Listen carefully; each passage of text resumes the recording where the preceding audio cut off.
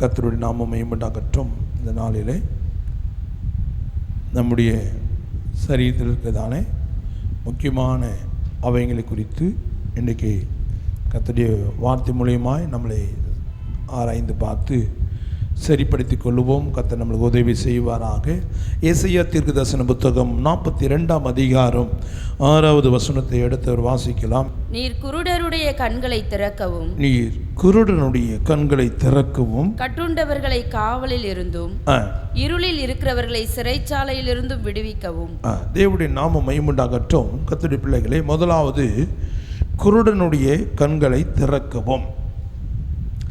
சாத்தான் நம்முடைய 2 விதமான கண்கள் இருக்குது. மாம்சத்துக்குரிய கண்ணும் இருக்குது, ஆவிக்குரிய கண்களும் இருக்குது. அப்படி என்றால் தேவனுடைய பிள்ளைகளே, அப்போது தேவன் எந்த கண்ணை திறக்கிறார்? குருடனுடைய கண்களை திறக்கிறார். இப்போ நம்ம கண்கள் இருந்தும் எப்படி இருக்கிறோம்? குருடனாக இருக்கிறோம்.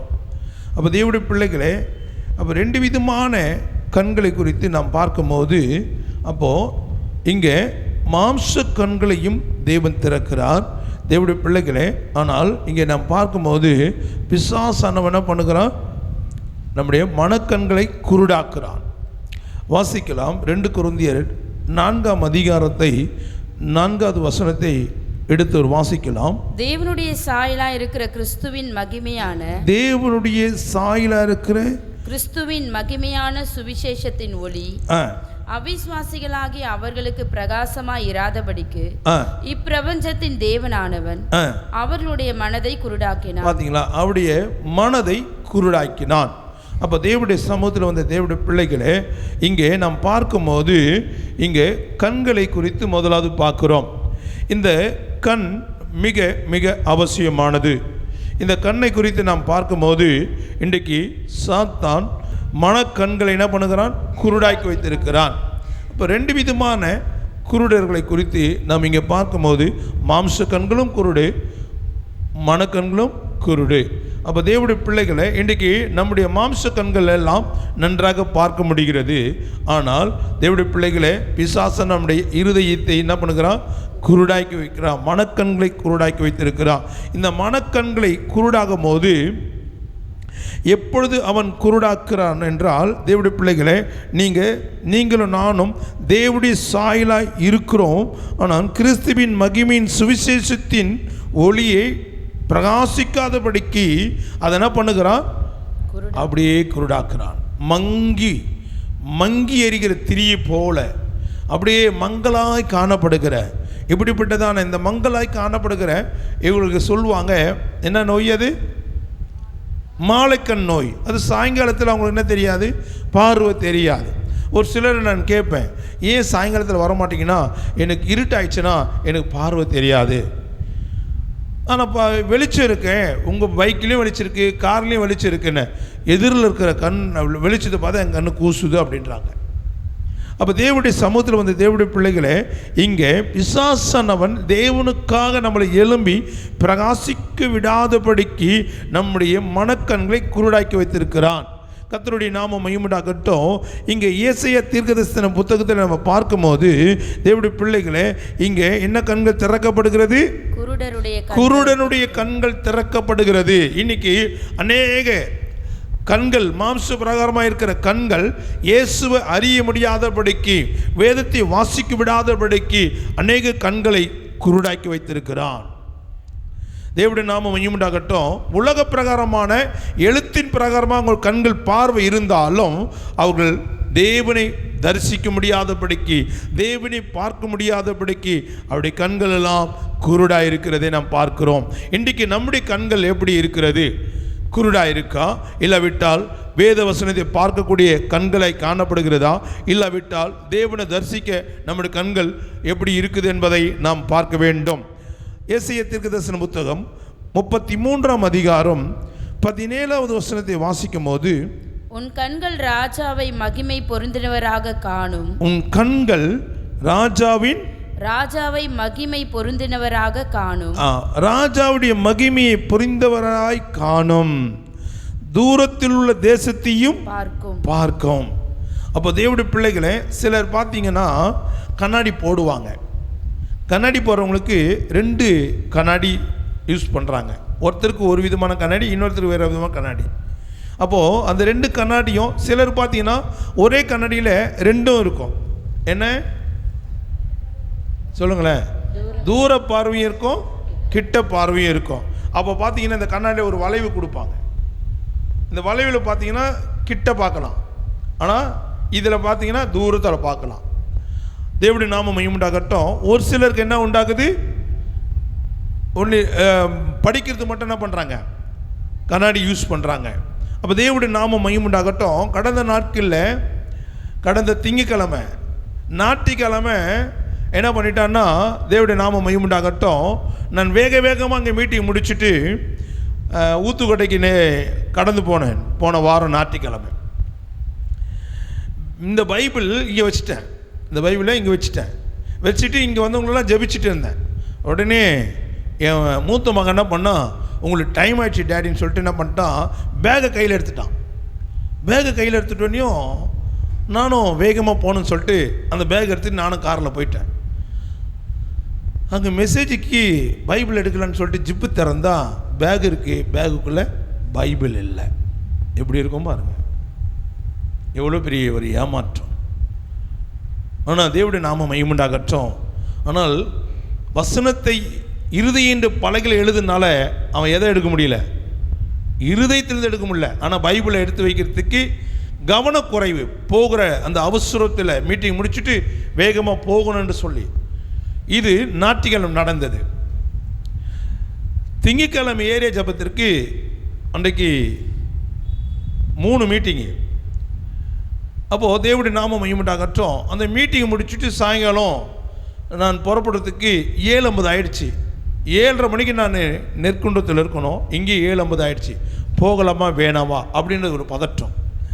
இந்த பைபிள் படிக்கும்போது கண்ணாடி போட்ட பாருங்க, என் ரூமில் கண்ணாடி அப்படி விட்டுட்டு பைபிள் மட்டும் எதில் வச்சுன்னு போயிட்டேன். போ ஞாயிற்றுக்கிழமை பைபிள் இல்லை, கண்ணாடி இருக்குது. திங்கக்கிழமை பைபிள் இருக்குது, கண்ணாடி இல்லை. ஆமென். ஆனால் அவன் புத்திசாலித்தனமாக என் கண்ணாடி கழட்டிட்டு ஐயா பிரசங்கம் பண்ண தெரியாதுன்னு அவன் நினச்சிட்டான். இது போடுறது தூர பார்வைக்கு கிட்ட பார்வைக்கு இல்லை, கொஞ்சம் வெளிச்சமாக நல்லா பளிச்சு என்ன பண்ணோம், எழுத்து பார்க்குறதுக்கு தான் இது. அல்லேலூயா. உங்களுடைய அழகான முகத்தையும் பார்க்கறதுக்கு கர்த்தர் எனக்கு கண் பார்வை தந்திருக்கிறாரு. தூர பார்வையும் காட்டுவார். நேற்று ஒரு இடத்துல நான் ஒரு மாட்டை தூரத்துலேருந்து காட்டினேன். அப்போ ஒரு சொல்கிறாங்க, ஐயா உங்களுக்கு கண்ணாடி பார்க்காமே தூரமாக பார்க்குறீங்களான்னு கேட்டாங்க. அந்த மாடு எந்த சாயில் நிற்குது, எவ்வளோ தூரத்தில் இருக்குதுன்னு அப்போ தான் சொன்ன உடனே அவங்க சொன்னாங்க, ஐயா கண்ணாடி போடாமே பார்க்குறீங்களான்னு. அப்போ இவ்வளோ நாள் அவங்க என்ன நினச்சிக்கிட்டாங்கன்னா, ஐயா கண்ணாடி போட தான் தூர பார்வை தெருன்னு அப்படின்னு. ஆமென். அல்லேலூயா. ஆனாலும் தேவனுடைய பிள்ளைகளை இப்போ இந்த பைபிள் கண்ணாடி இல்லாமல் என்ன பண்ணுவேன், படிப்பேன். அப்படி தான் என்னை ஏமாத்தணும்னு பார்த்தான். ஆனால் அங்கே கண்ணாடி இல்லாமல் அங்கே ஒரே ஒரு டியூப்லைட் மங்கி போயிருக்குது அந்த டியூப்லைட்டு. ஆனால் வெளிச்சமே இல்லை, எனக்கு மைக்கும் இல்லை. ஆனால் பிசாசுடைய தந்திரத்தை குறித்து பேசுவதற்கு தேவன் கிருபை பாராட்டினார். ஆனாலும் தேவனுடைய பிள்ளைகளே, வசனத்தை கர்த்தர் பார்க்கும்படியாக நம்முடைய கண்களை திறந்திருக்கிறார். அல்லேலூயா, அல்லேலூயா. தேவனுடைய நாமம் மகிமை உண்டாகட்டும். இந்த கண்ணாடி ஏன் போடுறேன்னா, இன்னும் வசனம் எப்படி இருக்கும், தெளிவாய் தெரிவதற்கு தான் கண்ணாடி பயன்படுத்துகிறேன். அப்போ தேவனுடைய நாமம் மகிமை உண்டாகட்டும். இன்றைக்கு நம்முடைய கண்களை பிசாசு என்ன பண்ணி வச்சிருக்கிறான், குருடாக்குறான். ஆமென். அல்லேலூயா.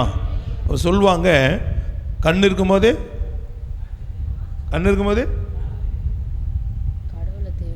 பழமொழி சொல்லுவாங்க. பார்த்தீங்களா, பழமொழியே டக்குன்னு வந்துச்சு பார்த்தீங்களா. ஆமாம், ஏன்னா நம்ம பழமொழி பேசியே தமிழ்நாடு பாழாக போச்சு. இப்போ நான் கண் இருக்கும்போது சொல்லும்போது தெரில, ஆனால் பழமொழி சொல்ல பார்த்தீங்களா, கண் இருக்கும்போது என்ன பண்ணுமா, சூரிய நமஸ்காரிக்கணுமா. அப்போ அந்த சூரியன் யார், அன்றைய இயேசு கிறிஸ்து. அவர் நீதியின் சூரியனாக இருக்கிறார். அப்போ தேவனுடைய சமூகத்தில் வந்து தேவனுடைய பிள்ளைகளை இன்றைக்கி நம்முடைய கண்கள் பார்க்கும்போது, அப்புறம் தேவனுடைய சமூகத்தில் வந்து தேவனுடைய பிள்ளைகளை இன்றைக்கி அந்த கண்ணானது குறித்து நம்ம பார்க்கும்போது வாசிக்கலாம். ஏசாயா 33:17 வாசிங்க. உன் கண்கள் ராஜாவை மகிமை பொருந்தினவராக காணும். ராஜாவை காண போகிறோம். நம்முடைய கண்கள் எந்த ராஜா, இயேசு மகாராஜா. ஆமென். அல்லேலூயா. அந்த ராஜாவை பார்க்கறதுக்கு தான் என் கண்களை கர்த்தர் என்ன பண்ணியிருக்கிறாரு, பரிசுத்த ரத்தத்தினால் கழுவி இருக்கிறார். ஆமென். அல்லேலூயா. அப்போ நம்முடைய கண்களை தேவனு காணக்கூடாதபடிக்கு பிசாசனவன். அப்போ முதலாவது தேவனை பார்க்கறதுக்கு முன்னாடி நம்ம எதை பார்க்கணும்? தேவனை பார்க்கறதுக்கு முன்னாடி எதை பார்க்கணும்? வேதத்தில் இருக்கிற வசனத்தை பார்க்கணும். ஆமென், அல்லேலூயா. அப்போ வேத வசனத்தை படிக்க படிக்க படிக்க படிக்க தனக்குள்ள இருக்கிற பிழையும் தனக்குள்ள இருக்கிற தவறையும் தன்னுடைய தப்பையும் உணர்த்தக்கூடிய வார்த்தை தான் வார்த்தையாக யார் இருக்கிறார்?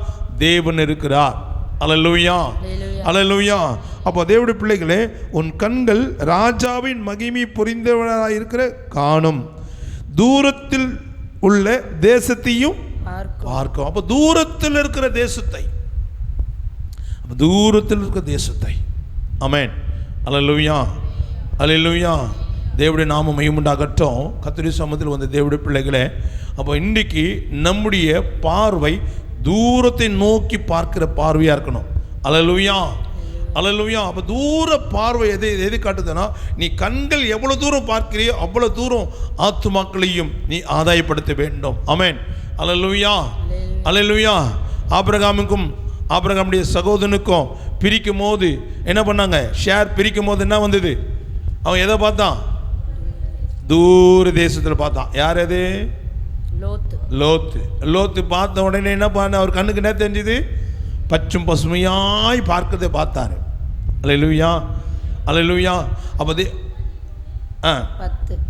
படிங்க. அப்பொழுது லோத்து தன் கண்களை ஏறெடுத்து பார்த்து யோர்தான் நதிக்கு அருகான சமபூமி முழுவதும் நீர்வளம் பொருந்தினதா இருக்க கண்டான். கர்த்தர் சோதோமை கொமோராவையும் அழிக்கும் முன்னே சோவாருக்கு போகும் வழி மட்டும் அது கர்த்தருடைய தோட்டத்தை போலவும் எகிப்து தேசத்தை போலவும் இருந்தது. தேவனுடைய நாமம் மகிமையுண்டாகட்டும். இப்போ இந்த கண்ணு எதை பார்த்தது? பசுமை தான் பார்த்தது. அதுக்கு வர பின் விளைவுகளை பார்க்கல. இன்றைக்கும் தேவனுடைய பிள்ளைகளே, நம்முடைய கண்கள் தேவனை தரிசிக்கிற கண்ணா இருக்க. நம்ம கண்ட இச்சைகளை பார்க்கிற கண்ணா இருக்கக்கூடாது. அந்த கண்ணு நிமித்தமாக நீ ஆபத்தை சந்திக்கக்கூடிய காரியங்களாய் காணப்படக்கூடாது. உன் கண்கள் பரிசுத்தமான புறாவின் கண்களாக இருக்க வேண்டும். தேவனுடைய நாமம் மகிமையுண்டாகட்டும். கழுகுக்கு சின்ன கண்ணு, கழுகுடைய கண் என்ன? சின்ன கண்ணு. ஆனால் அது எவ்வளோ உயரத்திலிருந்து தூர பார்வை. அதுக்கு என்ன பார்க்குது? அது எவ்வளோ உயரத்தில். அதாக கூட எந்த பறவைனா பண்ணக்கூடாது, பறக்கவே முடியாது, அந்த உயரத்துக்கு போகவே முடியாது. ஆனால் அது எவ்வளோ உயரத்தில் இருந்தாலும் அது அந்த கண்ணு எதை பார்க்குமா? எதை பார்க்கும்? எப்பா இறையை பார்க்கும். எதை பார்க்கும்? எதை பார்க்கும்? சொல்லுங்களேன். பிணம் எங்கே இருக்கோ அங்கே கழுகு இருக்கும். அப்போ அது எதை பார்க்குது? பிணத்தை பார்க்குது. அப்போ தேவனுடைய பிள்ளைகளே, உன் கண்ணு பிணத்தை பார்க்கிற இருக்கக்கூடாது. அழுகி போகிற காரியத்தை பார்க்கக்கூடாது. அழிந்து போகிற காரியங்களை பார்க்கக்கூடாது. உன் கண்கள் எப்போ நீ ரட்சிக்கப்பட்டு நீதிமானாய் மாறனையோ, உன் கண்கள் பசுத்தமாக்கப்பட்ட பிறகு நீ மொபைலையும் பார்க்கக்கூடாது, மற்ற தவறான காரியத்தையும் பார்க்கக்கூடாது என்பதை உன்னுடைய கவனத்தில் இருக்க வேண்டும். ஏனென்றால் தேவனுடைய பிள்ளைகளே, நம்முடைய ராஜாதி ராஜா இயேசு கிறிஸ்து மகிமையுள்ள தேவனாகிய அவர் மத்திய ஆகாயத்தில் அவர் வரும்போது உன் கண்கள் அவரை காண வேண்டும். அல்லேலூயா.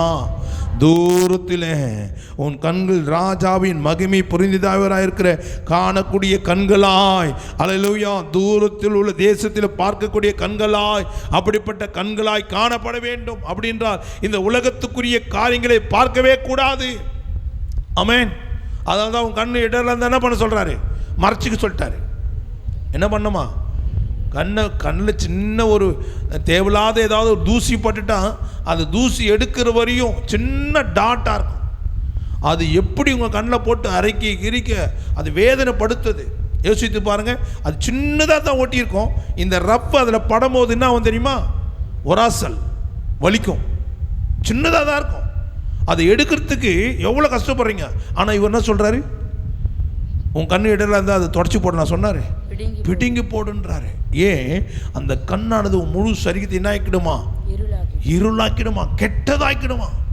அப்போ அந்த கண்ணே நம் ஜாக்கிரதையாக இருக்கணும். அந்த கண் எதை பார்க்கும் போது? ராஜாவை, இயேசு ராஜாவை பார்க்க போது. ஆமென், அல்லேலூயா. அல்லேலூயா. தேவனுடைய நாமம் மகிமையுண்டாகட்டும். கர்த்தருடைய சமூகத்தில் வந்த தேவனுடைய பிள்ளைகளே, எபேசியர் 1:19 வாசிக்கும் போது, தாம் கிறிஸ்துவை மரித்தோரிலிருந்து எழுப்பி அவரிடத்தில் நடப்பித்த தமது பலத்த சத்துவத்தின் வல்லமையின்படியே விசுவாசிக்கிறவர்களாகிய நம்மிடத்திலே காண்பிக்கும் தம்முடைய வல்லமையின் மகா மேன்மையான மகத்துவம் என்னதென்றும் நீங்கள் அறியும்படி அவர் உங்களுக்கு பிரகாசம் உள்ள மனக்கண்களை கொடுக்க வேண்டும் என்று வேண்டிக் கொள்கிறேன். அப்ப தேவனுடைய பிள்ளைகளே, தினந்தோறும் நம்ம ஆண்டவர்கிட்ட என்ன கேட்கணும்? பிரகாசமா ஆண்டவரே, உம்மை நான் பார்க்கக்கூடிய என் மனக்கண்களை திறந்தரலையா. பிசாசு என் மனக்கண்கள் என்ன பண்ணி வச்சிருக்கிறான்? குருடாக்கி வச்சிருக்கிறான். அதனால என் ஒளியெல்லாம் மங்கி போய், என் அபிஷேகம்லாம் மங்கி போய், என் கிருபெல்லாம் நஷ்டப்பட்டு கிடக்குதப்பா அப்படின்னு ஆண்டவர்கிட்ட என்ன பண்ணுங்க? செபிச்சு, ஆண்டவரே உம்முடைய மகத்துவத்தையும் உம்முடைய மகா மேன்மையும் நான் காணணையா அப்படின்னு சொல்லி ஆண்டவர்கிட்ட நம்ம என்ன பண்ணோம்? கேட்கணும். அவர் உங்களுக்கு பிரகாசமுள்ள மனக்கண்களை கொடுக்கும்படி வேண்டிக் கொள்கிறேன். ஆண்டவர்கிட்ட வேண்டுங்க. உங்கள் புருஷன் ஒருவேளை பிசாசன், ஒருவேளை உங்கள் மனைவியாக இருக்கலாம், புருஷனாக இருக்கலாம், அண்ணன் தம்பியாக இருக்கலாம், அவங்களுடைய இருதயத்தை என்ன பண்ணி வச்சிருக்கிறான்? குருடாக்கி வச்சிருக்கிறான். அதனால அவங்களை யாரை தேட முடியல, யாரை பார்க்க முடியல. ஏன் பார்க்க முடியல? அவங்க பாவத்தை பார்த்து பார்த்து அவங்க கண்ணு என்னவா இருக்கு? சொருகி போயிருக்கு, மங்கி போயிருக்கு, குருடாயிருக்கு. அவங்க மனக்கண்களை குருடாயிருக்கு. அப்போ ஆண்டவர்கிட்ட கேட்கணும், ஆண்டவரே அவர்கள் உங்களை பிரகாசமுள்ள கண்களாக மாற்றுங்கப்பா. ஒவ்வொரு கண்களும் பிரகாசமுள்ள கண்களாக மாறிட்டான், வேதத்தை வாசிப்பாங்க, சபைக்கு வருவாங்க, கர்த்தரை துதிப்பாங்க. அப்படிப்பட்ட கண்களாய் மாறும்படியாக தேவனுடைய சமூகத்தில் வந்து தேவனுடைய பிள்ளைகளை இங்கே நாம் பார்க்கிறோம்.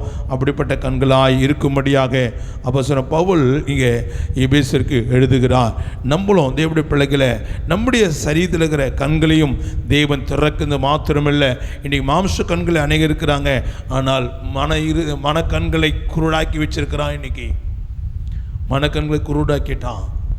பாருங்க, ஆரம்பத்தில் ரட்சிக்கப்பட்ட புதுசில் கர்த்தருக்காக நல்ல பிரகாசமான ஒளியாக, பிரகாசமுள்ள ஊழியமாக, பிரகாசிக்கிற ஜீவியமாய் அவங்க காணப்பட்டிருப்பாங்க. ஆமென், அல்லேலூயா, அல்லேலூயா. ஆனால் தேவனுடைய சமூகத்தில் வந்த தேவனுடைய பிள்ளைகளை நாளடைவில் அவங்களுடைய ஒளி பிரகாசிக்க முடியாதபடிக்கு அவிசுவாசிகளாய் காணப்படுகிறார்கள். அவங்களுடைய ஒளியில் மங்கி போகிறது. நீங்கள் ரட்சிக்கப்பட்ட புதுசில் நல்ல பிரகாசமாக ஆண்டவருக்காக வைராக்கியமாக நீங்கள் ஜீவித்திருக்கலாம். ஆனால் நாளடைவில் எப்படி ஒரு மண்ணெண்ணெய் விளக்கு அதை திரியை சாயங்காலத்தில் அந்த வீட்டார் என்ன பண்ணுவாங்க, அந்த தாய் அந்த சகோதரிகள் என்ன பண்ணுவாங்க, 5 மணிக்கு 4:30 மணிக்கு என்ன வேலை இருந்தாலும் சரி, அந்த இருட்டு வர்றதுக்கு முன்னாடி என்ன பண்ணுவாங்க? எண்ணெய் எடுத்து வச்சுப்பாங்க, ஒரு டீப்பெட்டி எடுத்து வச்சுப்பாங்க, ஒரு துணி எடுத்து வச்சுப்பாங்க. இந்த மூணு எதுக்கு? துணி வந்து அந்த கண்ணாடியை துடைக்க. சிமிலி எதுக்கு? வெளியே காற்று அது மேலே படக்கூடாது, அந்த நாணல் மேலே படக்கூடாது. அது பட்டால் அணைந்து போகும், இல்லை விட்டால் அது அலைவரிசை வந்து அலைன்மெண்ட் மாறி வெளிச்சம் கொடுக்காது. அது இப்படி அப்படியும் போய் ஆளை கழித்து லாஸ்ட்டில் அணைஞ்சு கூட போகலாம். தேவனுடைய நாமம் மகிமையுண்டாகட்டும். அப்படி என்றால் தேவனுடைய பிள்ளைகளே, அதுக்கு அடுத்தது எண்ணெய் வச்சுருப்பாங்க. நைட்டெல்லாம் எரிஞ்சு எண்ணெய் காலி ஆகிட்டுருக்கோம். அந்த திரி எல்லாம் எண்ணெய் உறிஞ்சி வெளிச்சத்தை கொடுத்துருக்கோம். ஆனால் அதை என்ன பண்ணணும்? எண்ணெய் ஊற்றணும். அதுக்கு அடுத்தது என்ன பண்ணணும்? தீப்பெட்டி கொளுத்தி நடு வீட்டில் வச்சாங்கன்னா அந்த இடம் முழுவதும் பிரகாசமாக இருக்கும். அப்படி என்றால் தேவனுடைய பிள்ளைகளை, இங்கே நாமளும் கூட்டத்துக்கு வர இங்கே ஆவியார் நம்மளுக்கு என்ன பண்ணுறாரு? அபிஷேகமான எண்ணெயை நம்மளுக்கு ஊற்றி நம்ம என்ன பண்ணுறாரு? அனல் மூட்டி எழுப்புகிறார், பிரகாசிக்க பண்ணுகிறார். எந்த மனுஷனும் பிரகாசிக்க பண்ணுகிற அந்த மெய்யான ஒளி. இன்னைக்கு அந்த மெய்யான ஒளி இல்லாமல் பொய்யான ஒளி தான் இருக்கு. ஒளி மங்கிடுச்சு. தேவனுடைய நாமம் மகிமையுண்டாகட்டும். ஏன் அதுக்கு பிரயாசப்படுறதில்லை? எண்ணெய் ஊற்றி திரி ஏற்றி, எண்ணெய் இருக்கணும். அந்த திரி வந்து அப்படியே இதுவாகிட்டு இருக்கும், கருகி போயிருக்கும். அது மேலே கருகி போய் அப்படியே ஒரு முட்டையாக இருக்கும். அது எத்தனை பேர் தெரியுமே தெரியல. அதை என்ன பண்ணுவாங்க? கட் பண்ணிவிட்டு அதுக்கு அடுத்தது திரி ஏற்றுவாங்க. ஏற்றிட்டு வச்சுன்னு வச்சுங்களேன், நல்ல அழகாக எரியும், வெளிச்சமாக இருக்கும். அந்த அனுபவம் பார்த்தீங்கன்னா அந்த வீட்டில் அந்த காடை விளக்கு வச்சு அந்த மண்ணெண்ணெய் விளக்கு வச்சுருப்பாங்க. கொஞ்சம் வசதியாக இருக்கும் என்ன பண்ணுவாங்க, ராந்தல் வாங்குவாங்க. இன்னும் கொஞ்சம் வசதியாக இருக்கிறவங்க பெட்ரமாசு வாங்குவாங்க. ஆமென், அல்லேலூயா. அதெல்லாம் நம்ம பொருட்காட்சியில் வாங்கி வைக்கிற போல் வாங்கி வச்சுருக்கணும். இனி வர பிள்ளைங்களுக்கு அதெல்லாம் என்னன்னே தெரியாது. ஆமென், அல்லேலூயா. இப்போ தேவனுடைய நாம மகிமையுண்டாகட்டும். இன்றைக்கும் அநேக சபைகளில் நல்ல ஆரம்பத்தில் எரிஞ்சுதானே விசுவாசிங்க, நல்ல ஒளி கொடுத்த விசுவாசிங்க, இன்னைக்கு பிசாசனவன் அவனோட மனக்கண்களை குருடாக்கி ஒளி வீச முடியாதபடிக்கு இன்னைக்கு அநேக வாட்ஸ்அப்பில் பார்த்து யூடியூப்பில் பார்த்து பயந்து என்ன பண்ணுறதில்லை. இன்றைக்கி சுவிசேஷம் ஊழியம் செய்ய போகிறதில்லை, கைப்பிரதி ஊழியம் செய்ய போகிறதில்லை, எதுவுமே செய்யறதில்லை. அப்படியே மங்கி போய் இப்போ இருதயத்தை மனக்கண்களை என்ன பண்ணிட்டான், அப்படியே குருடாக்கி சர்ச்சைக்கு அப்படியே வந்து வெதுவெதுப்பாக வந்து போகிறது. அப்போ கனி கொடுக்காத வாழ்க்கையை பார்த்து ஆண்டவர் நீ எழும்பி பிரகாசிக்க முடியாதபடிக்கு, அப்போது தேவனுடைய பிள்ளைகளே உங்களுடைய தீபத்தை அணைக்கும்படியாக எதை போட்டு மூடிடுறாங்க, மரக்கால வைத்து மூடிடுறாங்க. ஆனால் நீங்கள் எங்கே இருக்க வேண்டியது, நீங்கள் எங்கேருந்து வெளிச்சத்து கொடுக்கணும், விளக்கு தண்டின் மேல். அப்போ தேவனுடைய பிள்ளைகளே நீங்கள் மலை மேலே வைக்கப்பட்டதான வெளிச்சம் அநேகருக்கு கொடுக்க வேண்டும். இப்போ ஒரு விளக்கு கீழே வச்சா வெளிச்சம் எங்கே இருக்கும், அதே விளக்கு இந்த இடத்துல வச்சா வெளிச்சம் எவ்வளோ தூரம் வரும் பார்த்துருக்கீங்களா? சில பேர் பார்த்தீங்கன்னா டேபிள் மேலே வைப்பாங்க, சில வீட்டில் எதுவும் வசதி இல்லைன்னா கீழே வச்சுருப்பாங்க. ஆனால் அதை காட்டில மேலே வச்சிங்கன்னா கொஞ்சம் உயர்த்தி கொடுக்கும் வெளிச்சம். ஆமென், அல்லேலூயா.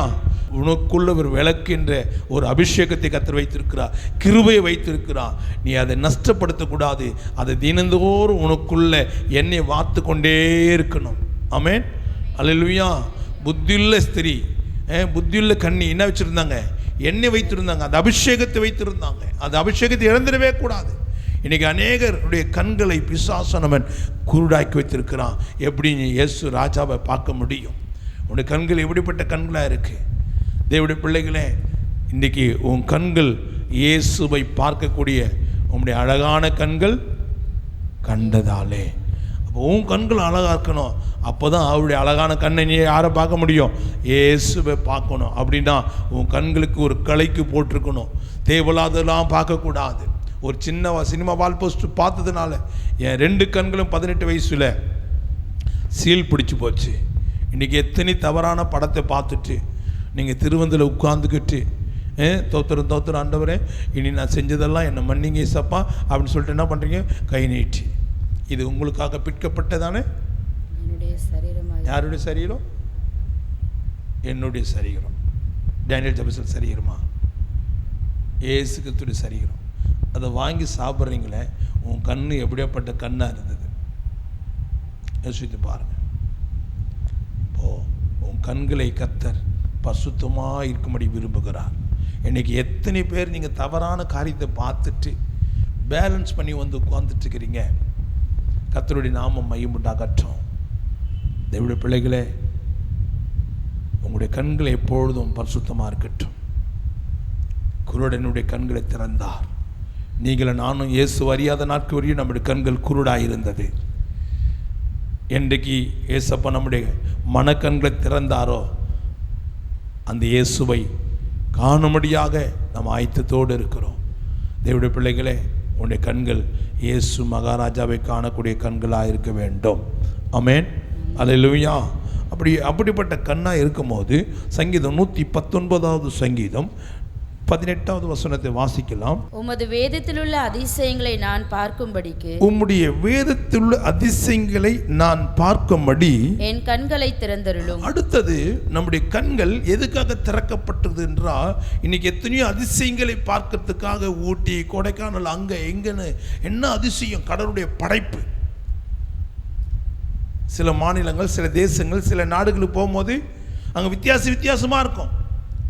அப்போ அதெல்லாம் என்ன சொல்கிறோம், கடவுளுடைய அதிசயம் பாருங்களேன் அப்படின்னு சொல்லுகிறோம். ஆனால் அந்த அதிசயம்லாம் ஒரு நாள் என்ன ஆகிடும், நிர்மூலமாக போயிடும், அழிந்து போயிடும், உடைந்து போகும், காணாமல் போயிடும். ஆனால் அதை பார்க்கறதை காட்டிலும், அதை நீ பார்த்து ரசிக்கிறதை காட்டிலும், தேவனுடைய பிள்ளைகளே, கர்த்தர் நம்முடைய கண்களை எதற்காக, குருடானாயிருந்த கண்ணை எதற்காக தேவன் திறந்தார் என்றால், நன்றாக கவனித்துக் கொள்ளுங்க. உமது வேதத்துள்ள அதிசயங்களை நான் பார்க்கும்படி என் கண்களை திறந்தரலும். ஆமென். அல்லேலூயா. எதுக்காக நம்முடைய கண்கள் மனக்கண்கள் குருடாக இருந்த குருடனுடைய கண்களை திறந்த தெய்வம் எதற்காக? பர்தியமுடைய கண்களை திறந்த தெய்வம் இன்றைக்கு நீங்களும் நானும் தாவீதின் குமாரனே எனக்கு இறங்குன்னு சொல்லும் போது நம்முடைய கண்களின் தேவன் திறந்த நோக்கம் எதற்காக என்றால் அவருடைய வேதத்தில் இருக்கிற ரகசியத்தையும் வேதத்தில் இருக்கிற வார்த்தையும் தேவனுடைய பிள்ளைகளை அவருடைய அதிசயத்தையும் பார்க்கும்படியாக நம்முடைய கண்களை திறந்திருக்கிறார். ஆமென். அல்லேலூயா. இன்னைக்கு தினத்தந்தி பேப்பர் படிப்பான், தேவையில்லாத கதை புத்தகங்களை படிப்பான், அநேக புத்தகங்களை படிப்பாங்க.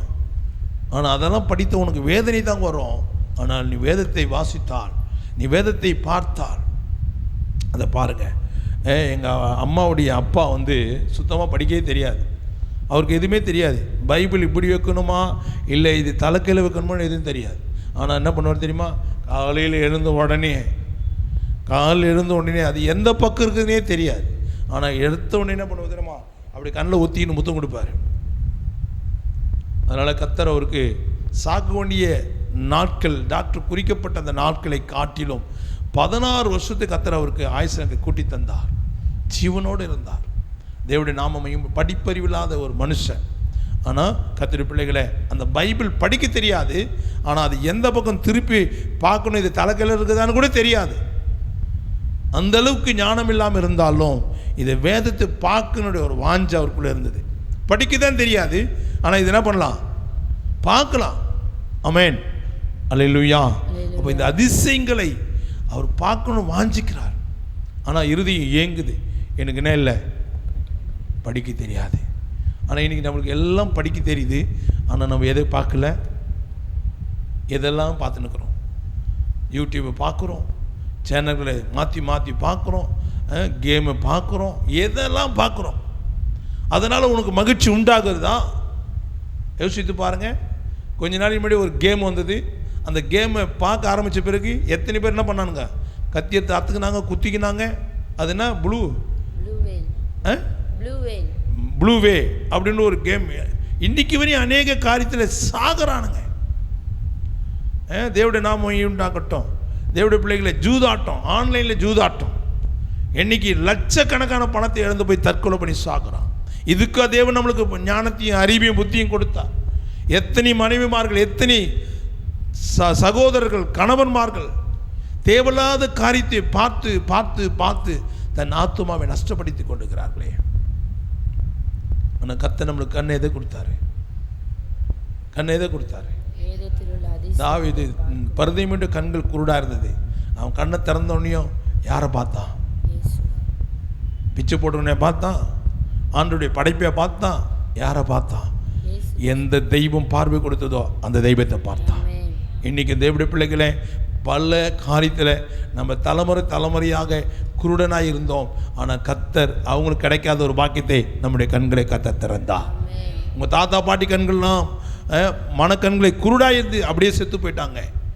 ஆனால் நம்மளுக்கு மனக்கண்களை திறந்து கர்த்தர் ரட்சிப்பை தந்து அவரை பார்க்கும்படியாக இன்றைக்கு வேதத்தை வாசிக்கும் போது உங்களுக்கு ஒரு சமாதானம், ஒரு சந்தோஷம், மகிழ்ச்சி உண்டு. ஆமென். அல்லேலூயா. அல்லேலூயா.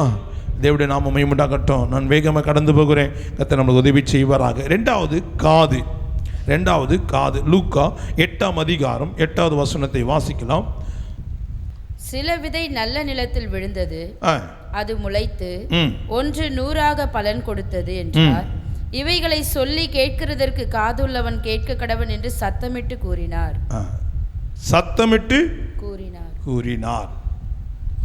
சத்தமிட்டு யார் கூறினது? தேவனுடைய பிள்ளைகளே, அவ சத்தமிடும் போது நம்ம என்ன பண்ணணும்? கேட்கணும். அப்போ நமக்கு காது எதுக்கு கொடுத்துருக்கிறாரு? கேட்க, செவி கொடுக்க. அப்போ இன்றைக்கு நம்முடைய காதுகள் எதுக்கெல்லாம் கேட்டுங்குது? எதெல்லாம் கேட்டுங்குது? நல்ல வார்த்தை கேட்குதா? கெட்ட வார்த்தை எதுக்கோ அது அப்படி மெயில்டாக கேட்போம். எங்கேயோ ஒரு சண்டை போட்டு கெட்ட வார்த்தைட்டுமா அப்படி மெயில்டாக கேட்பாங்க. நீ அதை கேட்டால் எக்கால சத்தத்தை கேட்க முடியாது. தேவனுடைய நாமம் மகிமையுண்டாகட்டும்.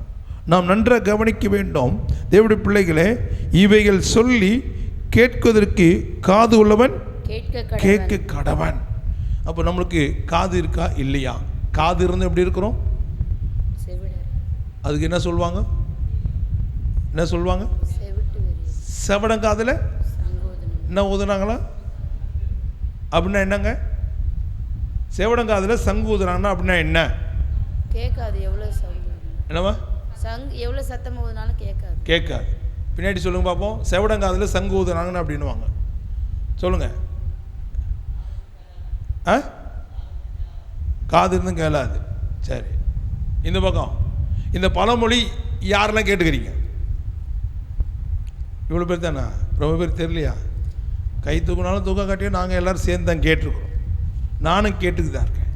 ஆனால் ஆவியான சில விளக்கத்தை எனக்கு சொல்லிக் கொடுக்குறத உங்களுக்கு சொல்கிறேன். அது தப்பாக கரெக்டாக எனக்கு தெரியாது. அல்லேலூயா. தப்பாக இருந்தால் திருத்தாவில், கரெக்டாக இருந்தால் கை தட்டாவில். கேட்டுங்க. செவடங்காதில் சங்கு ஊதுறான் அப்படின்னா, செத்து போன காது என்ன? பாடி தூக்கின்னு போகிறான்ல, பணத்தை தூக்கின்னு போகிறான்ல, ஊன்னு ஊதுவான். அவன் காது கேட்குமா? ஏன்? காது இருக்கு, ஆனால் கேட்காது. ஏன் கேட்காது? அவன் செத்து போயிருக்கிறான். அதை தான் செவடங்காதில் சங்கு எங்கே ஊதுவாங்கம்மா? நம்ம வீட்டில் எத்தனை பேர் செவடங்கிறாங்க? வீட்டில் சங்க ஊதினுக்கிறோம். செத்து போன இடத்துல தான், பாடி டெட் பாடி இருக்கிற இடத்துல தான் சங்கு ஊதுவாங்கன்னு எனக்கு ஆவியான் சொன்னது. இது எங்கேயும் நான் கற்றுக்குன்னு வரல. நான் இது எதுவுமே ரொம்ப ஆராய்ச்சி பண்ணுவேன். ஏன் இந்த பழமொழிக்கு இப்படின்னா என்ன அப்படின்னு நான் ரொம்ப யோசிப்பேன். அப்போ தேவனுடைய நாம மகிமையுண்டாகட்டும்.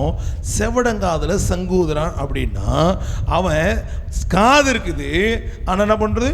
நம்ம சில வசனம் இருக்குல்ல, காது இருந்தும் அது என்ன? அதுக்கு ஜீவன் கிடையாது. அது கண் இருந்தோம் பார்க்காது, வாய் இருந்தோம் கை இருந்தோம் தொடாது, கால் இருந்தோம் நடக்காது. ஆமென். அப்படின்னா செத்து போனுக்கு கண் இருக்குது, பார்க்க மாட்டான். காது இருக்குது, கேட்க மாட்டான். வாய் இருக்குது, பேச மாட்டான். கண் இருக்குது, பார்க்க மாட்டான். கை இருக்குது, தொட மாட்டான். கால் இருக்குது, நடக்க மாட்டான். ஆமென். அல்லேலூயா. அதனால தான் அநேக மரண வீட்டில் நாம் பேசும்போது சொல்லுவேன், நான் பேசுறது அவர் கேட்க போகிறதில்லை. அவருக்கு என் பிரசங்கமே கிடையாது. நான் வந்துக்கிறது தான் அவருக்கு தெரியாது. தெரியுமா? தெரியாது. அதனால் அவரை குறித்து நான் பேசுவதை காட்டிலும் எனக்கு விடுதலை தந்த இயேசு குறித்து தான் அங்கே பேசுவேன். 1 மணி நேரம் 1.5 மணி நேரம் எனக்கு தேவை. சாவில் பேசுறதுக்கு பிரசங்கம் எனக்கு டைம் எவ்வளோ? ஆமாம், அப்படியே மண்டலம் வேர்க்கும். ஏன்னா எனக்கு எப்போ கடைசி டைமில் தான் தருவாங்க. பெட்டிலாம் ரெடியாக இருக்கும். அப்போ தான் கூட்டம் அதிகமாக இருக்கும். ஆனால் அப்போ தான் என்னை பேச விட மாட்டாங்க. ஆனால் அவங்களுடைய சிந்தனைகளாக என் பக்கம் டைவர்ட் பண்ணி கூப்பிடணும். அப்போ தேவனுடைய பிள்ளைகள் ஆனால் பார்த்தீங்கன்னா எமோஷனை பேசும்போது அப்படியே நீர் ஊற்று பொங்கி வரும் என் மண்டையிலேருந்து. காரணம் தெரியுமா? எமோஷன். ஏன்னா ஒரு ஆத்மாவது மனம் திரும்பாதா அப்படின்னு. ஆனால் நான் பேசுகிறவர் அவருக்காக அல்ல, அவர் இனி திரும்பி வரப்போகிறது கிடையாது. மரித்தவனுக்காக அழ வேண்டாம், அவருக்காக பரிதபிக்க வேண்டாம், சிறைப்பட்டுள்ளதாக அழு. அப்படின்னா அங்கே எத்தனையோ விதத்தில் சிறைப்பட்டு வந்து நிற்கிறான். அப்போ அவனுக்கு இந்த சுவிசேஷம் அறிவிக்கப்படணும். சாவுக்கு வந்தவெல்லாம் கரமாந்தத்துக்கும் ஜபக்கூடத்துக்கு வரமாட்டான். ஒரு சிலர் தான் வருவாங்க. அதோட நினைவு நாள் 1 வருஷம் கூட்டம் வைப்பாங்க பார்த்தீங்களா? அதில் 25% வரும், இதில் 50% வரும். ஆனால் சாவுக்கு 100% வரும். அப்போ எப்போ நம்ம பேச வேண்டியதுன்னா அந்த 100% பேசணும். துவக்கத்தில் பார்த்தீங்கன்னா ஒன்றுமே இருக்காது. ஆனால் எடுக்கும் போது ஒரு பட்டாசு விடுவான் பாருங்களேன், எங்கெல்லாம் வந்து நின்றுவான். சாவு எடுக்க போகிறாங்க. அப்போ தான் பிரசங்கமே பண்ணணும். ஆமென். ஆனால் அப்போ தான் பண்ண மாட்டாங்க. அப்போ தான் பண்ணணும். என்ன எதிர்ப்பு இருந்தாலும் ஒரு பாவியாவது இந்த மரணத்தை வைத்து சொல்ல வேண்டும். ஆமென். அல்லேலூயா. இப்போ தெரிஞ்சுக்கிட்டா செவடங்காதில், ஆமாம் அப்படின்னா என்னன்னு தெரிஞ்சுக்கிட்டு மற்றவங்க கேளுங்க. செவடங்காதில் சங்கூதுன்னா என்னன்னு கேளுங்க. உங்களுக்கு தெரிஞ்ச விஷயம் தான் அவங்க சொல்லுவாங்க. ஆனால் இந்த விஷயம் அவங்க சொல்ல மாட்டாங்க, தெரியாது. ஆமென். அல்லேலூயா. அப்படின்னா அவனுக்கு காது இருக்கு, கேட்கல. இன்னைக்கு உனக்கு ஜீவனை கொடுத்துருக்கிறாரு, உனக்கு காது இருக்கு. இப்பவே நீ சத்தத்தை கேட்கலையானா எக்கால சத்தத்தில் நீ தூங்கும் போது எப்படி கேட்க போற? எப்படிங்க கேட்க போறீங்க? சிலர் பார்த்தீங்கன்னா ஒரு சின்ன சவுண்டு கேட்டால் டக்குன்னு எழுதுருவாங்க. ஆனால் சிலர் பாரு மேலேருந்து பரணிலேருந்து பூனை தள்ளி அங்கேருந்து பாத்திரம் டம்முன்னு அப்போட ஏந்துக்க மாட்டான், ஏந்துக்கவே மாட்டான், அப்படியே கொரட்டு விட்டு தூங்கினே இருப்பான். நான் ஒருத்தர் பார்த்தேன், என்ன கொடுத்தா ஒழித்துக்கு வந்தார்.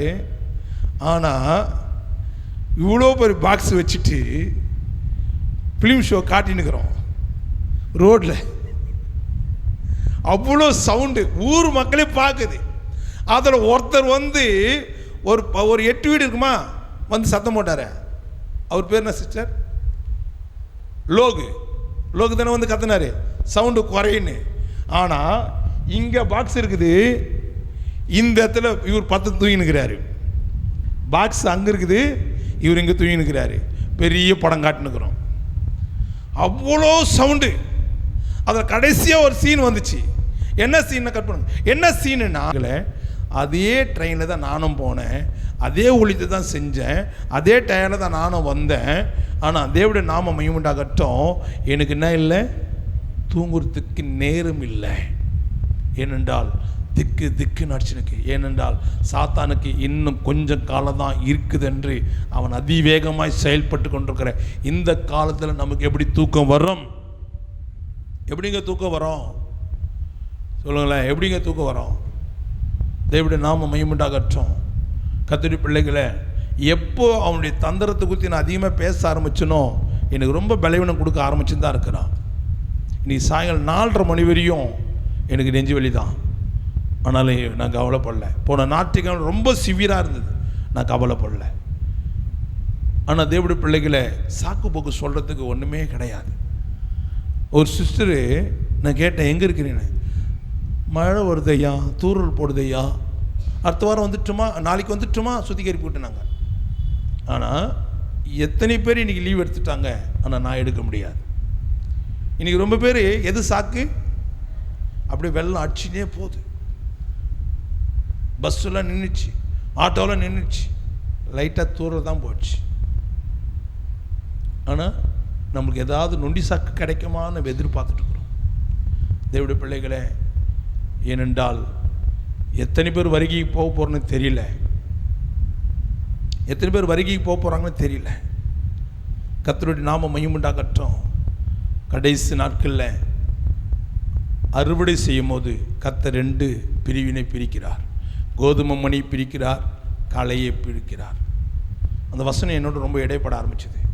களை என்ன பண்ணாதுன்ட்டாரு, பிடுங்காத, அதை அப்படியே விடு, அதை அப்படியே விடு, அது வளரட்டும். ஆனால் அது ஒன்றுத்துக்கு உபயோகப்படாது. நம்ம சபையிலையும் ஆனு சொன்னார், சில கலைகள் இருக்குப்பா, பிடுங்காத, அது வளரட்டும். ஒரே தோட்டத்தில் தான் இருக்குது, இந்த தண்ணியெலாம் அது குடிச்சுட்டு தான் இருக்கும், நீ போடுற மருந்தெல்லாம் அதை தான், நீ போடுற உரம்லாம் அதை தான் சாப்பிடும், ஆனால் வளரட்டும். ஆனால் கோதுமை மணியும் களையும் பிரிக்கக்கூடிய நாள் வரும். அது சொன்னனால தான் நான் கண்டிப்பேன். ஆனாலும் ஒரு சிலர் இப்போ நான் வெளியே தள்ளுறதில்லை. ஏன்னா ஆண்டவர் சொல்லிட்டாரு, நான் நிலத்தில் விதைத்தானே விதைச்சோம். அவன் எஜமானக்கிட்ட போய் கேட்குறான், நான் நல்ல விதைத்தானே விதைச்சேன், களை எப்படி வந்தது? இன்றைக்கும் வசனத்தை தான் நான் விதைக்கிறேன். ஆனால் அநேகருக்குள்ள தவறான சிந்தனைகள், தவறான பார்வைகள், தவறான பேச்சுகள், காதல், லவ் எல்லாமே இருக்குது. வாலிப பிள்ளைங்கள் முதற்கொண்டு பெரியவங்க கிழமை வரையும் இருக்குது. ஆனால் பிரிக்கக்கூடிய நாள் வர வரையும் நான் என்னை பொறுமையாக இருப்பேன் அப்படின்ட்டார். அதனால தான் இப்போ முன்ன போல பேசணும் பேசுங்கலாம் இப்போ கிடையவே கிடையாது. அப்போ தேவனுடைய பிள்ளைகளை நாம் ஜாக்கிரதையாக இருக்கணும்.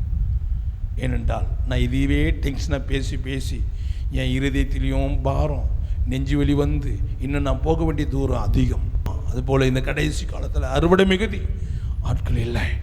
அதனால் தேவனுடைய பிள்ளைகளை நாம் தூங்குனது போதும், இனியாவது விழித்திருப்போம். ஆமென், அல்லேலூயா. அப்போ நீ விழித்திருக்கணும்னா உன் காது எப்படி இருக்கும்? மெல்லிய சத்தம் கேட்கும். இந்த சத்தத்துக்கே நீ எழுந்துக்க முடியலன்னா அப்போ வந்து அப்பா அப்பா ஏந்துக்குப்பா, ஏசப்பா வந்துட்டார், ஏங்க மாமா ஏந்துரு, ஒன்றே வராது. அதாவது எழுந்துக்கு போயிட்டே இருக்கும். திரும்பி பார்க்கத்தான் ஆள் யாரும் இருக்க மாட்டாங்க. பைபிள் எழுதுந்து நடக்கும். ஒருவன் எடுத்துக்கொள்ளப்படும், ஒருவன் கைவிடப்படுவான். அப்போ நன்றாக கவனித்து கொள்ளுங்க. நீ எந்த இடத்துல இருக்கிற? கைவிடப்படுகிறதெல்லாம் பதறு, களை, எடுத்துக்கொள்ளப்படுகிறதெல்லாம் கோதுமை மணி. நீ கோதுமை மணியாக மாறுறது தான் கர்த்தர் விரும்புகிறார். ஆமென். தேவனுடைய நாமம் மகிமையுண்டாகட்டும். தேவனுடைய பிள்ளைகளே, உங்களுடைய காது எப்பொழுதும் கர்த்தருடைய வசனத்தை கேட்கிறதா இருக்க வேண்டும். ஆமென். வெளிப்படுத்தல் 2ஆம் அதிகாரம் 7வது வசனத்தை வேகமாக வாங்க. ஆவியானவர் சபைகளுக்கு சொல்லுகிறதை காதுள்ளவன் கேட்க கடவன். காதுள்ளவன் கேட்க கடவன். சபையில யாருங்க பேசுறா? சபையில யாருங்க பேசுறா?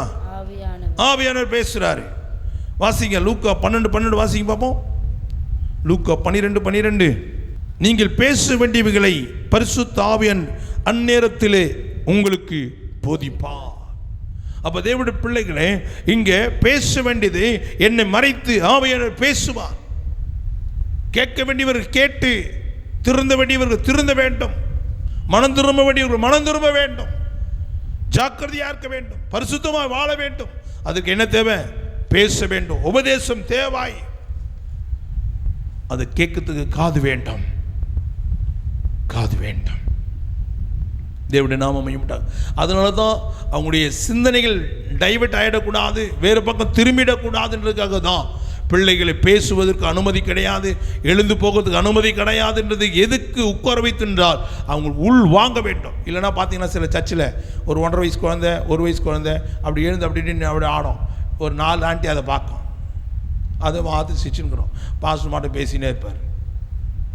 சபையும் விளங்காது, விசுவாசி திருந்தாது, ஆவியான துக்கத்தோடு தான் போகணும். அது பிறகு மீண்டும் மீண்டும் ஆவியானவர் வரமாட்டார். தேவனுடைய பிள்ளைகளை சத்தியத்தை மனதார பேச வேண்டும். முதலாவது ஆவியானவருக்கு இடம் கொடுக்க வேண்டும், ஆவியானவருக்கு இடம் கொடுக்க வேண்டும்.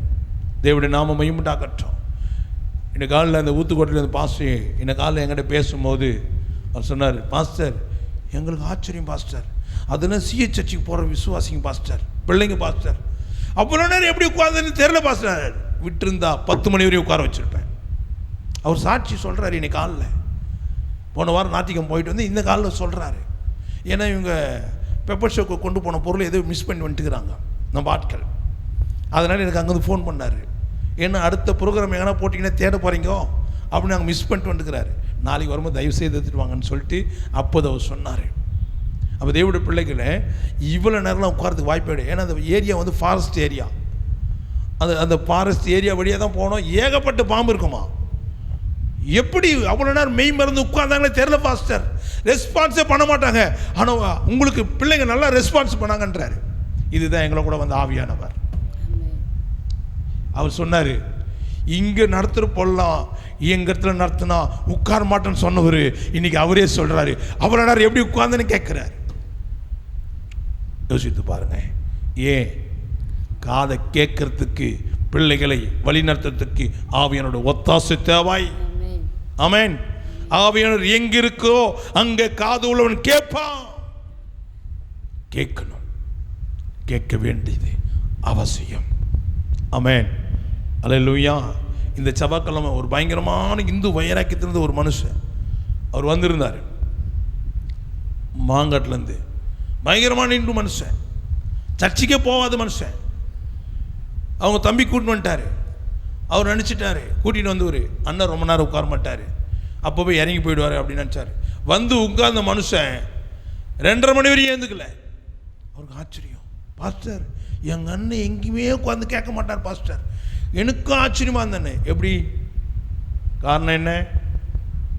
பேச வேண்டியது டேனியல் அல்ல, ஆவியானவர். அப்போது ஆவியானவர் சபைக்கு பேசும்போது சபையில் இருக்கிற விசுவாசி என்ன பண்ணணும்?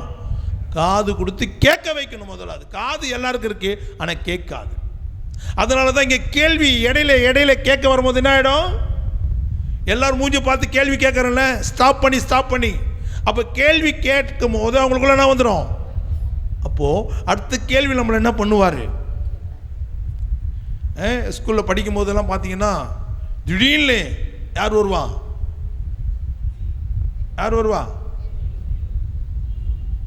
சரியா சத்தமாக சொன்னால் தானே. அப்போது டீச்சர் வருவாங்கன்னு தெரிஞ்சவங்க என்ன பண்ணுவாங்கன்னா படிக்கிற பசங்கள்லாம் முன்னாடி உட்கார வச்சுருவாங்க. ஏன்னா அவங்கள எழுப்பி டக்குன்னு கேட்பாங்கன்னு. ஆனால் அவங்களுக்கு தெரியும் முன்னாடிக்கிறவங்க கேட்க மாட்டாங்க, பின்னாடி அப்படி வந்து அப்படி குவைட்டாக அப்படி உட்காந்துப்பாங்க. ஆனால் மூஞ்சை பார்த்து எழுப்பி ஒரு கேள்வி கேட்பாங்க, பேன் முடியும். டீச்சருக்கா அப்படியே இன்னும் எதில் அடிச்சுக்கிறதுனே தெரியாது, அப்படி ஒரு பதற்றத்தில் இருப்பாங்க. ஏன்னா இவங்களுடைய லட்சணம் எதால் வச்சு கண்டுபிடிச்சிடலான்னு தெரிஞ்சிடும். பிள்ளைங்களுக்கு சரியாக பாடம் கற்றுக் கொடுக்குறாங்களா இல்லையா அப்படின்னு. அப்போ அது போல தான் நான் எங்கே போனாலும் பிரசங்கத்தை அப்படியே கண்டினியூவாக பேசவே மாட்டேன். ஸ்டாப் பண்ணி நான் பேசுறது உள் வாங்கியிருக்கிறாங்களா, அந்த வசனம் அவங்களுக்கு புரிஞ்சிருக்கா அப்படின்னு கவனிப்பேன். இன்றைக்கி எல்லாரும் பைபிள் படிப்பாங்க, ஆனால் அந்த வார்த்தை புரியாது, அதோடைய ரகசியம் தெரியாது, அது சத்தியம் அவங்களுக்கு விளங்காது. எப்படி விடுதலை ஆவாங்க? எப்படிங்க விடுதலை ஆவாங்க? எல்லாரும் தான் பைபிள் படிக்கிறாங்க, ஆனால் அதுக்குள்ளே மறைஞ்சிருக்குது எது? சத்தியம். அல்லேலூயா, அல்லேலூயா. அப்போ தேவனுடைய நாமம் மகிமையுண்டாகட்டும். இன்றைக்கு தேவனுடைய பிள்ளைகளை நாம் செவி கொடுக்க வேண்டும். ஆவியானவர் பேசும்போது காது உள்ளவன், காது உள்ளவன் ரோட்டில் போகிறவனுக்கா, முறுமுறுக்குறவனுக்கா சொல்லுங்க. அப்போ சபையில் யார் உட்காந்துக்கிறான்? இயேசு கிறிஸ்து ரத்தத்தினால கழுவப்பட்டவன் சபையில் உட்கார்ந்துட்டு இருக்கிறான். அப்போ அவன் முழு சரீரம் கழுவப்பட்ட பிறகு அந்த சரீரம் கர்த்தருடையதென்றால் செவியும் கர்த்தருடைய வார்த்தை கேட்க வைக்கணும். ஆமென், அல்லேலூயா. நீங்கள் மற்ற ஊழியத்தில் பாருங்கள், மற்ற சபையில் பாருங்களேன், அது மாதிரி அது பேசின்னு கிடக்கும், ஒன்று செல்ஃபோன் நோண்டி கிடக்கும், ஒன்று சுவிட்சின்னு கிடக்கும், குழந்தை விளையாண்டு கிடக்கும், இப்படிலாம் பாருங்கள். ஆனால் அது யாரை துக்கப்படுத்துகிறான்னா அந்த சபையில் இருக்கிற ஆவியானவர் துக்கப்படுத்துகிறாங்க. ஆனால் இவங்க என்ன பண்ணுவாங்க தெரியுமா? அந்த குழந்தைய திட்டினா பேரண்ட்ஸ் கோவம் வந்துடும். பேரண்ட்ஸ் கோவம் வந்தனா அடுத்த வாரம் சர்ச்சுக்கு வர மாட்டாங்க, 10,000 ரூபாய் தசமாக போயிடும். ஆனால் ஒன்று மட்டும் சொல்லுவாங்க, கர்த்தர் பார்த்துப்பாங்க. யாரோ ஒரு டீச்சரு இல்லை யாரோ ஒரு விசுவாசி, என்ன போல் ஒரு விசுவாசி வந்து, ஐயா மீட்டிங் முடிஞ்ச பிறகு, ஐயா அந்த குழந்தை ரொம்ப டிஸ்டர்பாக இருக்கு ஐயா, எங்களால் வசந்தே கேட்க முடியலையா. சிஸ்டர், கர்த்தர் பார்த்துப்பாரு, கர்த்தர் பார்த்துப்பாங்க. ஏன் கண்டிக்க மாட்டுறாங்க? அந்த குழந்தை கண்டிச்சா யார் கோவம் வரும்? அதுதான். ஒரு வாலிமான பிள்ளைய மார்க்கு கம்மியாக எடுத்த பிள்ளை 405 மார்க்கு கம்மியாக எடுத்துச்சு, ஏன் அந்த பிள்ளைய நாங்கள் நிற்க வச்சேன்? ஆனால் அன்னைக்கு அந்த பிள்ளை செவத்தில் போய் இடிச்சுக்கிச்சு, மார்க்கு கம்மின்னு சொல்லி கையெழுத்து போய் சோத்தில் அடிக்கிறான், கோபம் ஏதாவது பண்ணிக்கின்னு. ஆனாலும் அந்த சூழ்நிலையை அந்த பிள்ளை எல்லாருக்கும் முன்னாடி நிற்க வச்சேன்.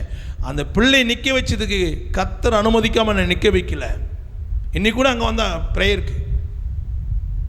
ஆனால் தேவனுடைய நாமம் மகிமையுண்டாகட்டும். கர்த்தருடைய பிள்ளைகளே, அந்த பிள்ளை நிற்க வச்சதுனால அதே ஃபோர்ஸில் இன்னொரு ஸ்கூலில் அதே போல் ஷார்ட்ஸ் என்ற டவுசர் போட்டுக்கிற பிள்ளை உடனே அவங்க அம்மா வீட்டுக்கு போனோன்னே தெரிஞ்சுக்கினியா, இனிமேல் இந்த ஃபோர்ஸுக்கு போனேன் அவ்வளோ நான் தோலை உரிச்சு எடுத்துருவேன். அப்போ நான் சொன்னேன், இந்த பிள்ளை நிமித்தமாக மற்றவர்களுக்கு பயம் உண்டாகும்படி, இதே புரிஞ்சு தெரியாத ஊழியக்காரன் என்ன பண்ண தெரியுமா, அமுச்சுட்டு அது போல பண்ணக்கூடாதுமா, நான் ஆராய்ச்சி பண்ணுவேன். இன்னைக்கு கூட ஒருத்தர்கிட்ட சொன்னேன், உனக்கு ஒரு பாதிப்பு வந்தது ஏன் நான் ஆராய்ச்சி பண்ண அப்படின்னு. அவர் உடனே சொல்லிட்டார், நான் புரிஞ்சுக்கணும் அப்படின்னாரு. வேற ஒருத்தர் கூட இருந்தனால அது ரொம்ப விளக்கலை. ஆமென். நான் எதுவுமே ஆராய்ச்சி பண்ணுவேன். ஒருத்தருக்கு ஒரு பாதிப்பு உண்டு, நஷ்டம் வருது, இழப்பு வருது, அவமானப்படுறாங்கன்னா ஏன் ஆராய்ச்சி பண்ணுவேன். சும்மாலாம் கிடையாது. உங்களுக்காக தொண்டை தண்ணி கொடுத்து ஜெபிக்கிறேன்னா சும்மா கிடையாது. நீ கர்த்தருடைய வசனத்தை கேட்குறியா, அதன்படி கை கொள்றியா, அதன்படி நடக்கிறியா என்று பார்ப்பேன். ஆனால் ரொம்ப பேர் நம்ம சபையில் ஆக்டிங், நடிப்பு, நாடகம் எல்லாம் ரொம்ப பேர் இருக்கிறாங்க. ஆனால் ஆண்டு சொல்லிட்டார், எப்போ அதெல்லாம் விட்டுருக்கால, அதெல்லாம் விட்டுருக்கால, இதுவரை துரத்தத்தில் போதும், அது விட்டுரு, அது கையிலேயே அந்த நிலத்திலே தான் இருக்கும். நீ மாட்டை என்ன பண்ணு, விதைச்சிக்கிட்டே இரு, நீர் பாய்ச்சிக்கிட்டே இரு. விளைய செய்கிறது கர்த்தர். அதை எத்தனை அறுவடை எத்தனை என்ன பண்ணு, களத்தில் வை. யோனா அந்த ஆமணத்தின் செடி மேலே என்ன பண்ணிட்டான், ரொம்ப சந்தோஷப்பட்டான். ஏன் ஆண்டு விட்டுருக்கலாம்ல. எதையும் நீ நேசிக்கக்கூடாது, அங்கே கை வைப்பார். இன்றைக்கி ரொம்ப ஜாக்கிரதையாக இருங்க தேவனுடைய சமூகத்தில் வந்து தேவனுடைய பிள்ளைகளே. அதனால் நீங்கள் உங்களுடைய காது கர்த்தருடைய வார்த்தை கேட்கிறதா இருக்க வேண்டும். யாக்கோப்பு 1:22 வாசிங்க. யாக்கோப்பு 1:22. அல்லாமலும் நீங்கள் உங்களை வஞ்சியாதபடிக்கு, வஞ்சியாதபடிக்கு திருவசனத்தை கேட்கிறவர்களாய் மாத்திரமல்ல, திருவசனத்தை ரொம்ப பேர் கேட்கிறோம், ஆனா அதன்படி செய்கிறவர்களாயும் இருங்கள்.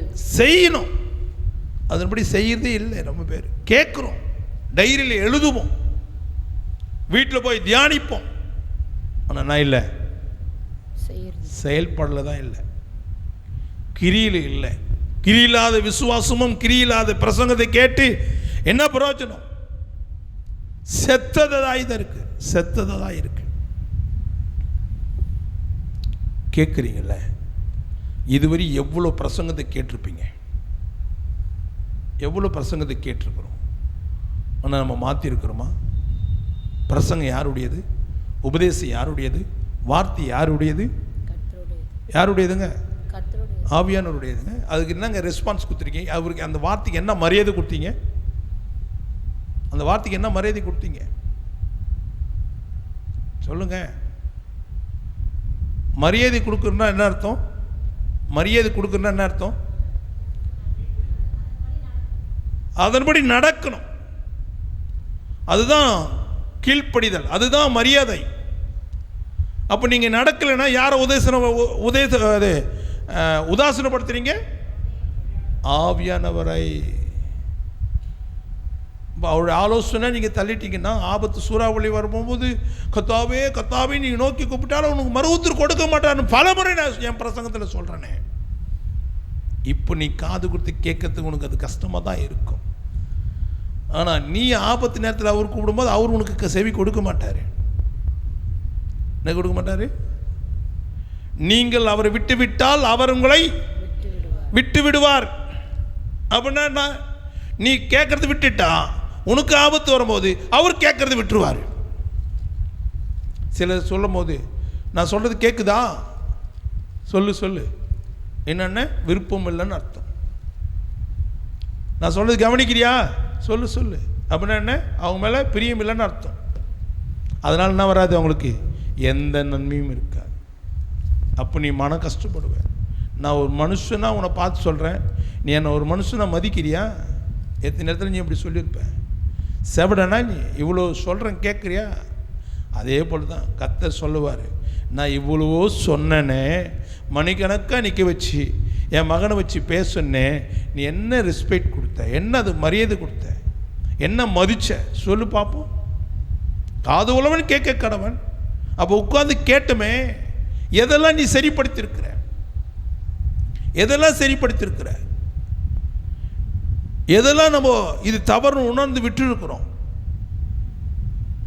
கண்ணு பார்க்குது, காது கேட்குதில்ல. கண்டதும் கேட்டதும் அடைந்ததும் கற்றதும் என்ன பண்ண போய் செய். அப்போ இன்னைக்கு நம்ம எப்படிங்க இருக்கிறோம்? கண்டது கண்ணு, கேட்டது காது, அடைந்தது நம்முடைய தேவைகள், நம்முடைய இருதயம் விரும்பினதெல்லாம் பெற்றுக்கொண்டோம். ஆனால் போய் செஞ்சோமா? இல்லையே. யோசித்து பாருங்க. எத்தனை காரியத்தை நம்மளுக்கு கற்றுக் கொடுக்கிறார், எத்தனை காரியத்தை நமக்கு சொல்லிக் கொடுத்தார். ஆனால் நம்ம என்ன பண்ணுறோம்? திருவசனத்தை கேட்கிறவர்களாய் மாத்திரமல்ல, அதன்படி செய்யணுங்க. கொஞ்சம் ரொம்ப நீ பிரயாசப்படாது, கொஞ்சம் கொஞ்சமா செய். அன்னன்னைக்கு கேட்கறது அது கேட்டு, இன்னைக்கு கர்த்தர் என்னோட பேசுனார் அவனு கேட்டு திருந்து மனம் திரும்பு, விட வேண்டியதை விடு. இன்னைக்கு கர்த்தருடைய வருகை இருக்குமான நீ போவையா? நீ அவரை சந்திக்க ஆயத்தமா? திருவசனத்தை கேட்டது மாத்திரமல்ல, எண்ணத்தினாலாவது ஒருவன் திருவசனத்தை கேட்டும் அதன்படி செய்யாதவனானால் அவன் எதுக்கு முன்னாடி நிற்கிறானா? கண்ணாடியிலே தன் சுபாவ முகத்தை பார்க்கிற மனுஷன், கண்ணாடி தன் சுபாவ முகத்தை பார்க்கிறவனா இருக்கிறான். ஆனா கர்த்தர் உன்னை பார்க்கிறார். செய்யாதவனுடைய நிலைமை என்ன? நன்மை செய்ய திராணி இருக்கும்போது செய்யின்னு சொல்றாரே. உனக்கு ஜீவன் இருக்கும்போது திருந்து காதலை கேட்டு இந்த காதலை விட்டுறாத. கேட்கறதுனால தான் பிசாசு நம்மளுக்கு என்ன கொடுப்பான்? பார்க்கும் போது நீ நைட்டெல்லாம் மொபைலை பார்க்கும் போது அவனுக்கு தூக்கம் வராது, வெடிய பார்ப்பேன். ஆனால் பிரசங்கத்தை கேட்க வைக்கும் போது தான் என்ன கொடுப்பான்? தூக்கத்தை கொடுப்பான். தூங்கு பாப்பா தூங்கு, தூங்கு பாப்பா தூங்கு, தூங்க வச்சிருவான். ஏன்? கேட்டுட்டா திருவசனப்படி நீ நடக்கணும். யோசித்து பாருங்க. ஒரே வசனத்தை தான் நான் சொல்கிறேன்.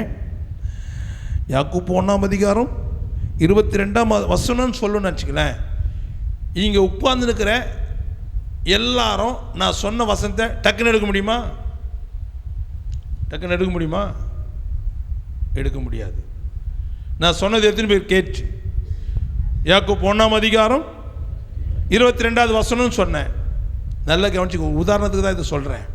எத்தனை பேர் இங்கே தான் உட்காந்துட்டு இருக்கிறீங்க, என்ன தான் பார்க்குறீங்க, உங்கள் கையில் பைபிள் தான் இருக்குது, காது தான் இருக்குது, யாருக்கும் செவிட்டு மிஷின் கிடையாது, காது தான் இருக்குது. ஆனால் என்ன பண்ண மாட்டீங்க? எழுதும்போது பாருங்களேன், யாக்கோப்புன்னு எழுதிட்டுருப்பாங்க, 1ஆம் அதிகாரம் எழுதிட்டுருப்பாங்க. ஆனால் எதை எழுதி மிஸ் பண்ணுவாங்க? 22வது வசனம் மிஸ் பண்ணுவாங்க. சிலருக்கு 22வது வசனம் ஞாபகத்தில் இருக்கும், 1வது அதிகாரமா 2வது அதிகாரமா பக்கத்தில் இருக்குது. சிஸ்டர் என்னது இரு, நீ வேறு ஐயா பார்க்குற, நானே தெரியாமல் பேட்டின்னு கிடக்கிறேன், நீ வேறு என்னை காட்டி கொடுப்ப போகிறேன். அப்புறம் போகும்போது அக்காண்ட கேட்டு எழுதிக்கலாம். ஆனால் எல்லோரும் எங்கே உட்காந்துக்கிறோம்? ஹலோ, ஒரு கிளாஸில் 35 40 மாணவர் உட்காந்துருக்குறோம்.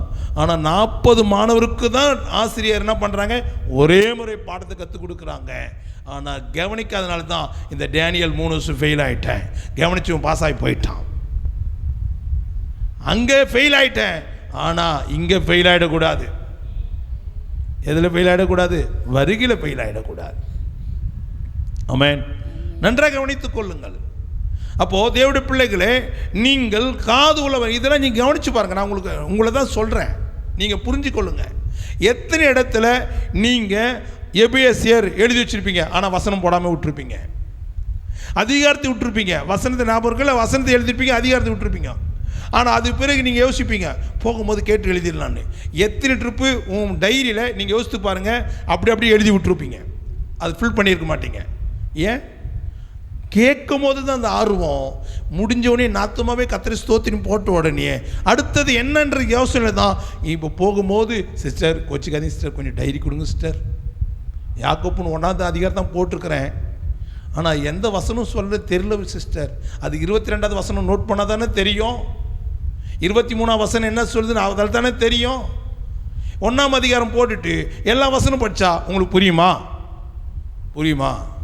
புரியாது. ஏன் புரியல? சொல்லுங்களேன். ஏன் புரியல? புரியாது. காரணம் என்ன?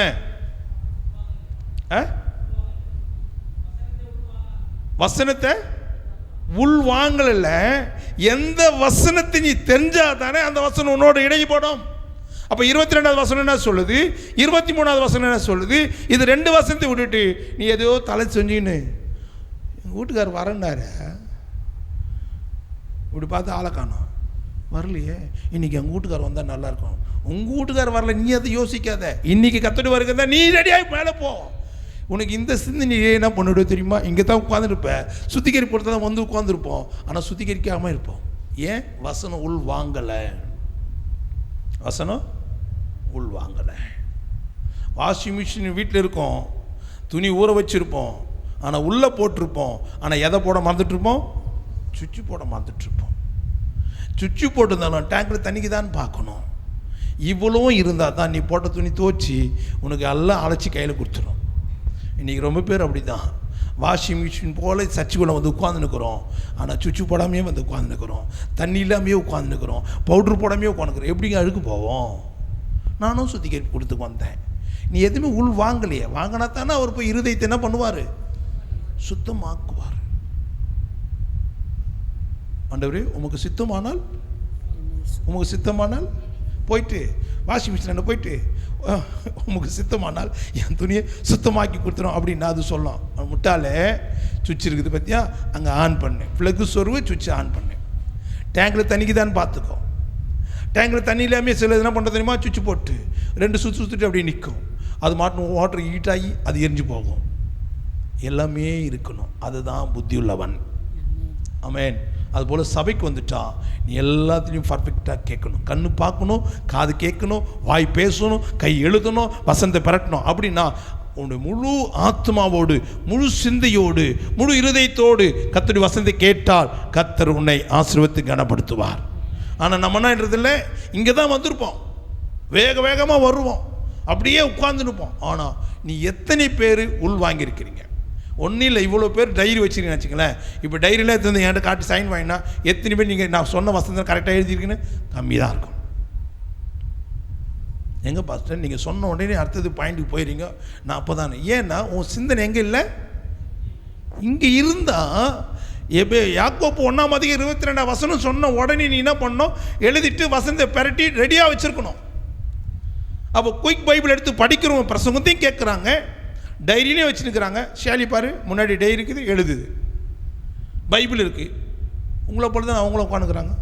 இல்லை பாஸ்டர் அவங்க முன்னாடியே உட்காந்துக்கிறாங்க. நீ வந்து உட்காந்துக்கு முன்னாடி, நம்ம வரும்போதே பின்னாடி தான் வருவோம். யோசித்து பாருங்களேன், பின்னாடி உட்கார உனக்கு இடைஞ்சல் அதிகமாக இருக்கும். குறுக்கில் வருவாங்க, எழுந்து போவாங்க, குழந்தை ஓடும். இந்த முன்னாடி யாரெல்லாம் விளையாடுவாங்களா? ஏன் விளையாட மாட்டாங்க? ஏன் விளையாட மாட்டாங்க? ஐயா கிட்ட பெரம்பு இருக்குது, பட்டு நச்சுடுவார்.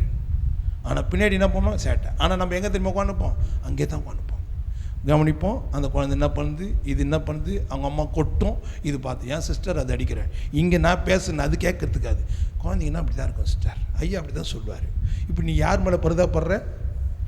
ஆனால் உன் வாழ்க்கையை நீ சீர்படுத்திக்கிறதுக்கு தானே வந்த, அதை விட்டுட்டு அந்த குழந்தை மேலேயே பொம்பளையாது பேய், இதுக்கு போய் ஆண்டவர் குழந்தை கொடுத்தாரு, எப்படி அடிக்குது பாரு. இதெல்லாம் உனக்கு தேவையா?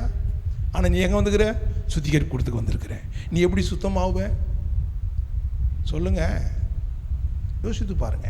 இன்னைக்கு ரொம்ப பேர் நம்ம அப்படி தான் மிஸ் பண்ணுறோம். Jesus Christ deliverance church, number 2/101, Thiruvalluvar street, Theerthangaraiyampattu, red hills, Chennai 600052. Contact Pastor J. Daniel Jabasilan 9940 487775 and 9941 487775. எங்கள் முகவரி இயேசு கிறிஸ்துவின் விடுதலை சபை, எண் 2/101, திருவள்ளுவர் தெரு, தீர்த்தங்கரையாம்பட்டு, ரெட் ஹில்ஸ், சென்னை 600052. மேலும் தொடர்புக்கு பாஸ்டர் ஜே டேனியல் ஜபசிலன் 9940487775 மற்றும் 9941487775.